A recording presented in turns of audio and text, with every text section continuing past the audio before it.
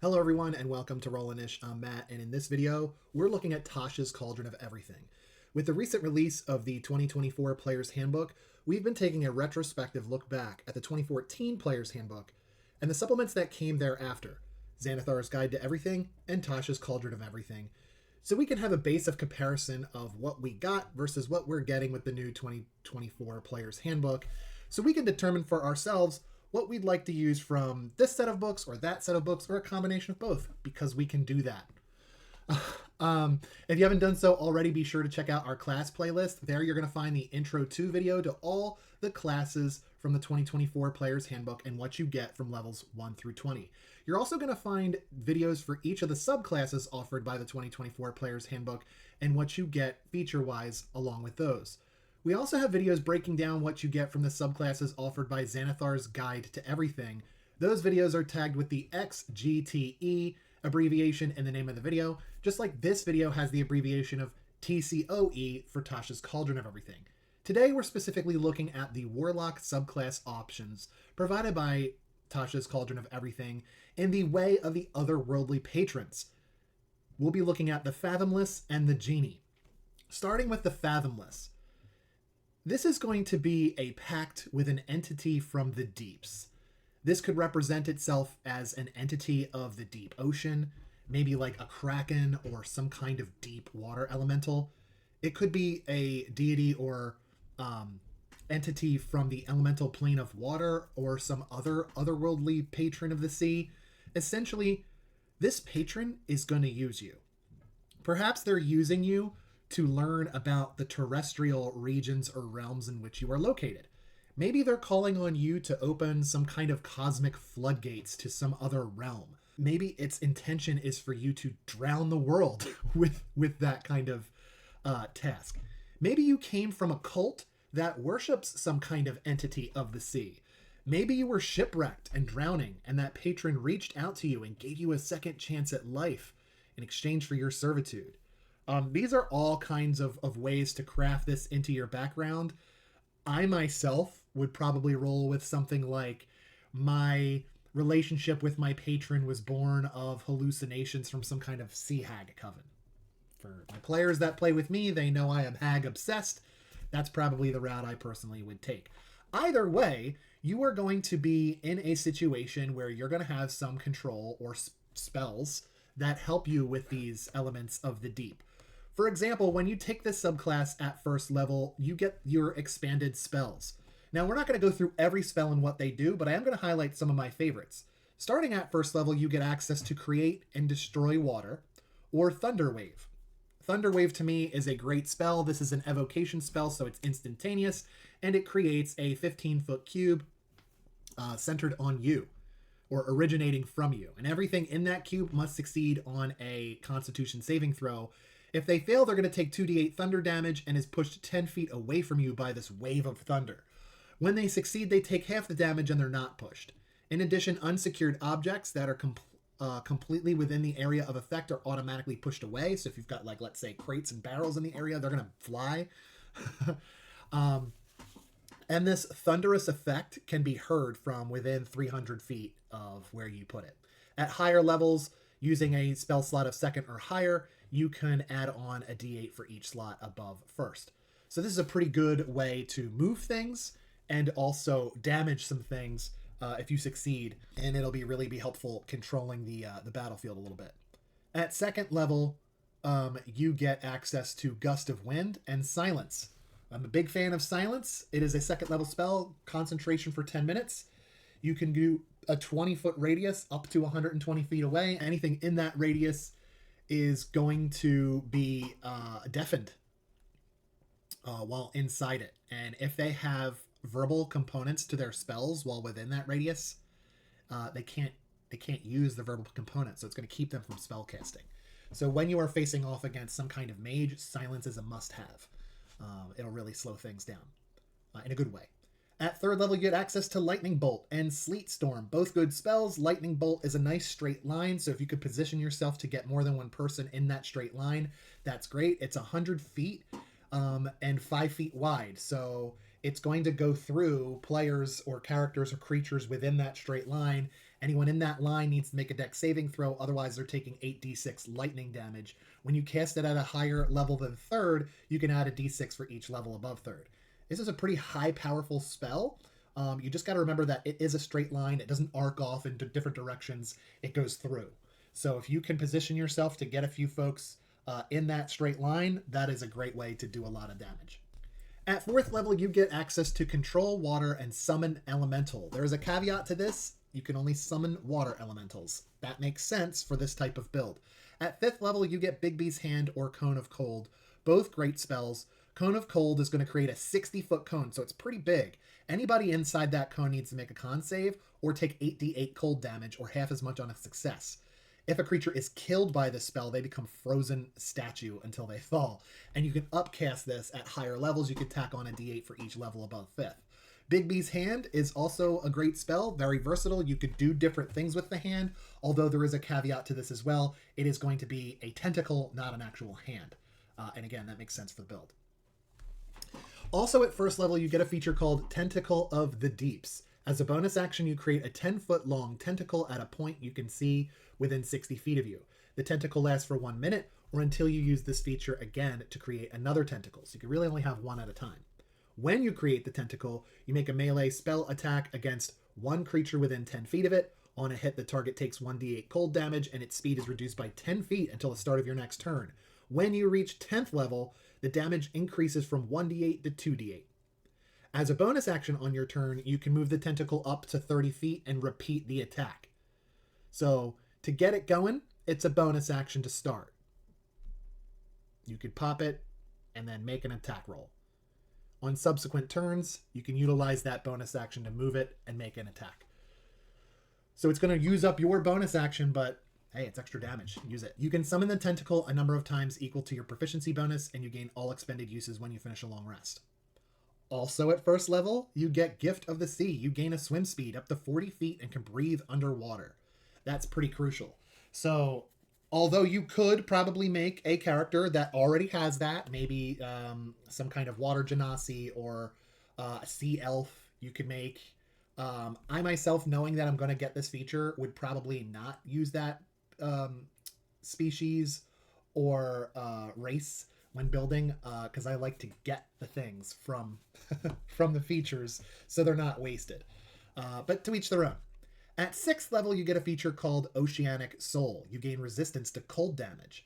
When you are fully submerged, any creature that is also fully submerged can understand your speech, and you can understand theirs. So that underwater effect doesn't really impact you in your ability to communicate or hear communication. That's pretty cool. Also at 6th level, you get a feature called Guardian Coil. Your Tentacle of the Deep can defend you and others, interposing itself between them and harm.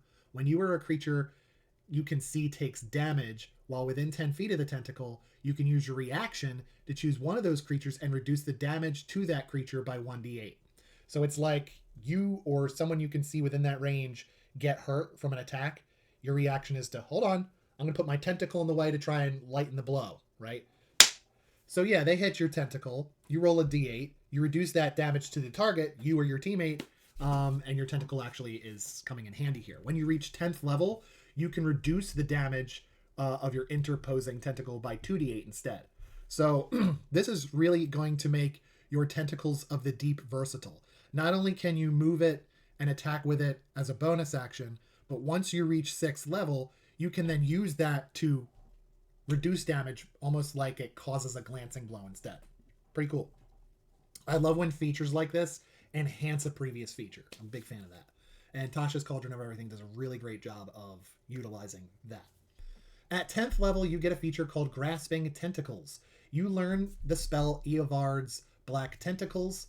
It counts as a Warlock spell for you, but doesn't count against the number of spells you know. So it's a freebie to learn. You can also cast it once without expending a spell slot, and you regain the ability to do so when you finish a long rest. So it's a freebie use. You know, once you use that freebie, you can use it as normal. But hey, use that freebie because this is a pretty good spell. As a reminder, what it does, it's concentration for a minute. The range is 90 feet. It creates a 20-foot cube on the ground that you can see within that range. For that duration, those tentacles create difficult terrain, and when a creature enters the affected area for a first time on its turn, or starts its turn there, the creature must succeed on a dexterity saving throw or take 3d6 bludgeoning damage and be restrained by the tentacles until the spell ends. A creature that starts its turn in the area is already restrained by the tentacles, takes 3d6 bludgeoning damage, because these tentacles are moving. And so if you're already restrained, you're going to get whacked. A creature restrained by the tentacles can use its action to make a strength or dex check, their choice, and it says dex check, not saving throw, against your spell DC. On a success, it frees itself. Okay, when you cast this spell, your patron's magic bolsters you, granting you a number of temporary hit points equal to your Warlock level. Moreover, damage can't break your concentration on this spell. That's huge. It is telling you to use this spell. You use it once for a freebie without expending a slot. When you do so, you get temporary hit points equal to your Warlock level. You get this feature at 10th level, so right off the bat, that's 10 temp HP. Okay? Now remember, temp HP is like a floating shield. It doesn't heal you. It's just when you have temp HP, that's what you're going to lose first when you get attacked and damaged until it's down to 0. You can't heal them back. Once they're gone, they're gone. Once you long rest, they're gone. Okay? It's like a floating shield. And the fact that taking damage doesn't break your concentration on this spell is huge. It's like telling you to cast this spell. And I love that. It's a little railroady because it's like really tempting you to use it. So use it. If you don't use it, you lose it, right? At 14th level, you get Fathomless Plunge. As an action, you can teleport yourself and up to 5 other willing creatures that you can see within 30 feet of you.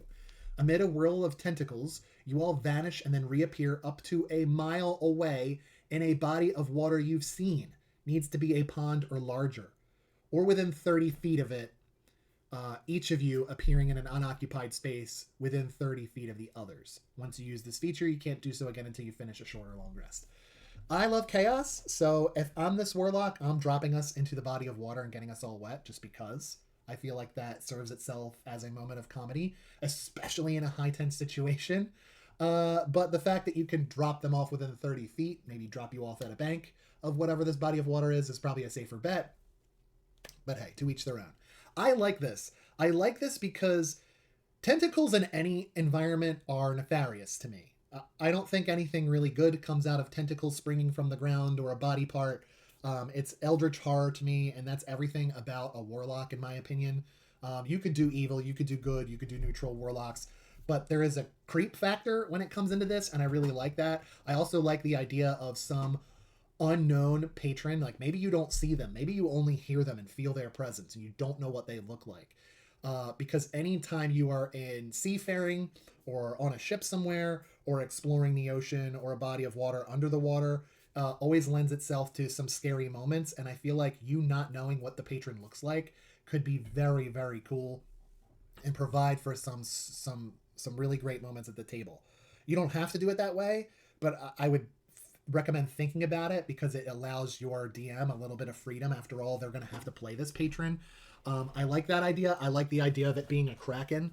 Krakens are some of the most legendary creatures in Dungeons and Dragons. They have really, really high challenge rating for a reason. They're almost godlike. So the fact that your patron could be some Kraken of the deep that is trying to influence you to do certain things, I really love that. So the Fathomless to me ranks very, very high in the otherworldly patrons that have been shown to us through the 2014 Player's Handbook, Xanathar's, and now Tasha's. Very big fan. Love it. That brings us to the second option, and that's the Genie. Now, the Genie, in this case, as described by Tasha's Cauldron of Everything, is a noble genie. It is an entity that rules vast areas of the elemental planes. They have influence over lesser genies. And as a result, most of them are arrogant and wield power rivaling those of lesser deities. So we're talking about a very strong genie type of entity here. They delight in turning the tables on mortals who, let's face it, in any other story where there's a genie involved, it's the mortal who is essentially binding that genie into servitude, depending on the story, almost slavery, to do them some kind of deed, like granting wishes. So in my head, the way the book describes this genie is pretty much could be a vindictive one, and that's okay.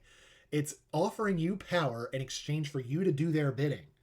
And so that entity doesn't necessarily have to be evil. Selfish is a trait that isn't inherently evil, and that's okay. And that's how I would typically play this type of patron.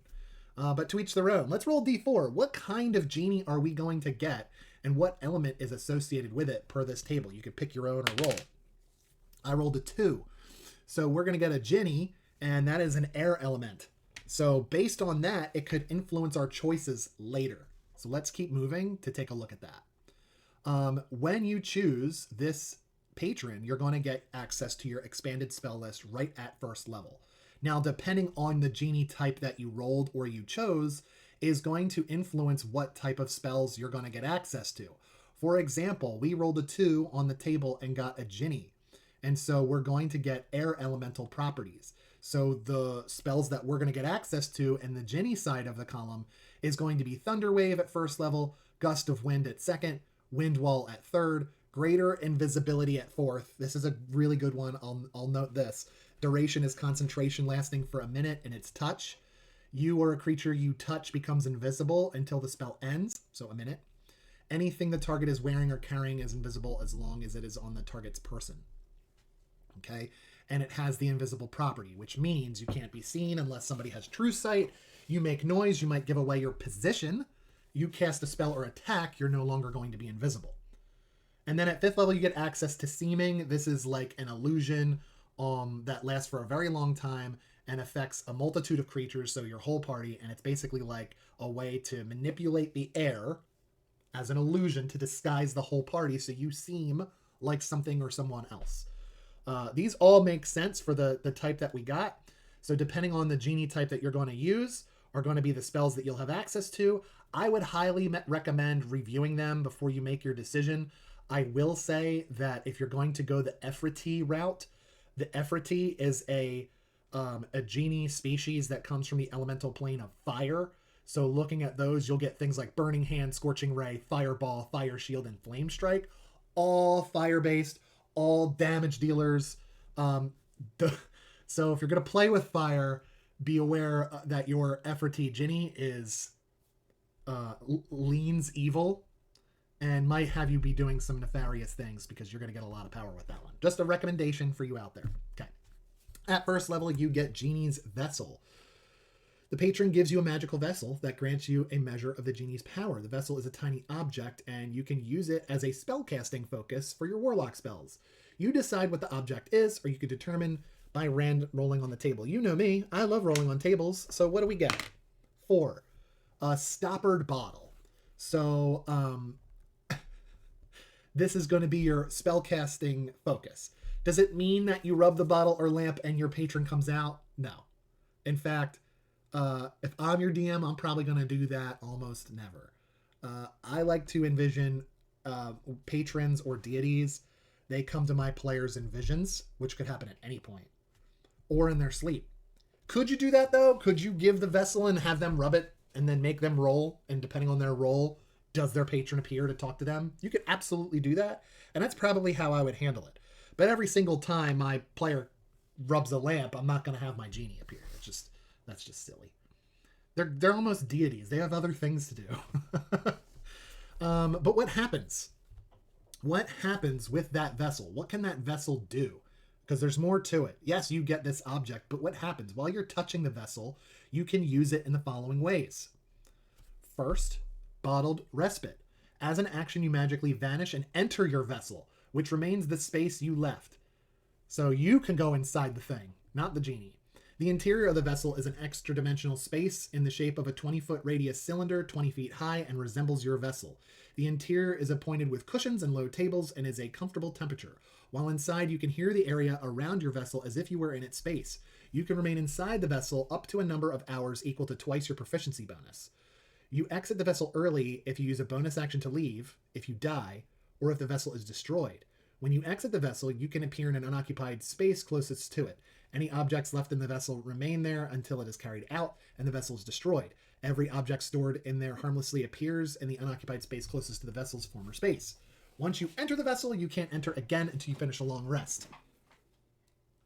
Heist.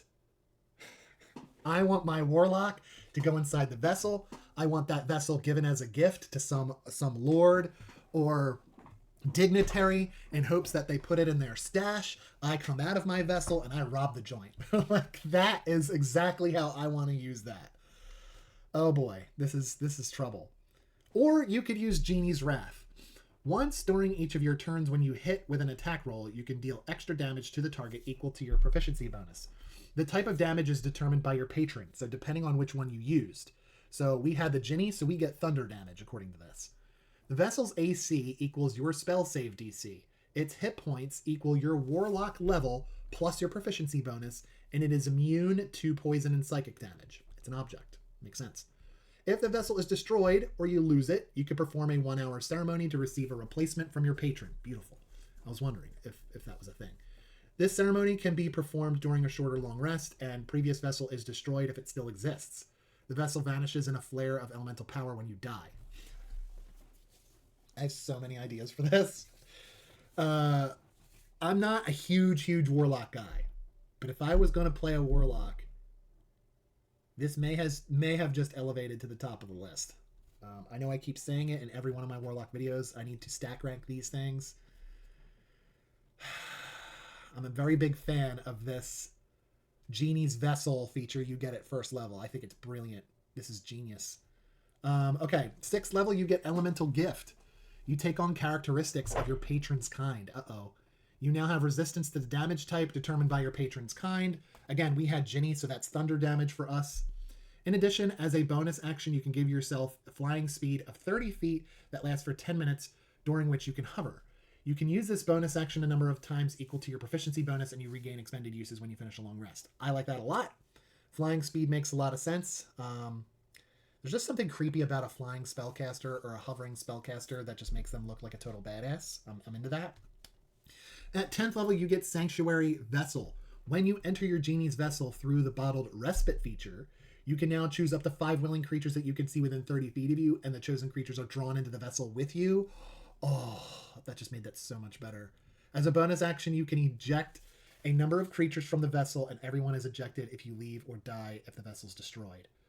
In addition, anyone, including you, who remains in the vessel for at least 10 minutes gains the benefits of finishing a short rest, and anyone can add your proficiency bonus to the number of hit points they regain if they spend any hit dice as part of the rest here. Oh my gosh, I love that so much. Okay, I'm going to break a fourth wall here. My brother Rick, if you are watching this video, this is your next character. You are a chaos monster, and this is right up your alley. I don't know how you haven't done this yet, but I'm waiting for it. All right. Limited Wish at 14th level. You entreat your patron to grant you a small wish. As an action, you can speak your desire to your Genie's Vessel, requesting the effect of one spell that is 6th level or lower and has a casting time of 1 action. The spell can be from any class's spell list, and you don't need to meet the requirements in that spell, including any costly components. The spell simply takes effect as part of the action. Once you use this feature, you can't do so again until you finish 1d4 long rests. Ooh! Okay. This has some versatility to it. 6th level spell or lower as a action from any class's spell list. There's a really good one out there called Hero's Feast that clerics get. It grants you advantage on wisdom saving throws, temporary hit points, all kinds of stuff. I think you're immune to being frightened. Hero's Feast is a great spell to use when you're going into some known encounter that you know is going to be dangerous. Fighting a mage, fighting a dragon, things like that. You want to use Hero's Feast on. But it's limited to clerics.